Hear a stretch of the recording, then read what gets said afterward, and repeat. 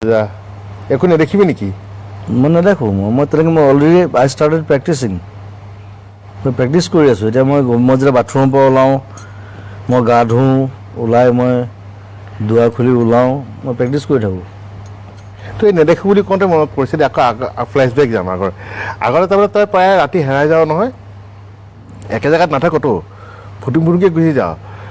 তই এতিয়া তই মানুহটো আকৌ ঘূৰি আহিবি নে নাহিবি আমাৰ এটা চিন থাকে এইটো এটা চলিউশ্যন টেমা এটা আছিলে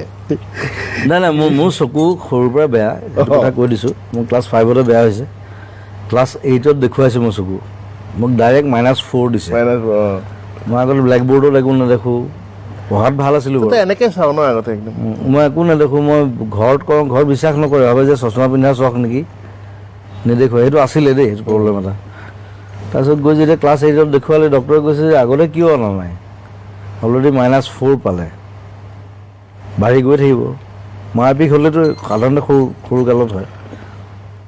তাৰপিছত গ'ল গৈ মেট্ৰিক পাছ কৰি হায়াৰ ছেকেণ্ডেৰী পোৱালৈকে -7 পালেগৈ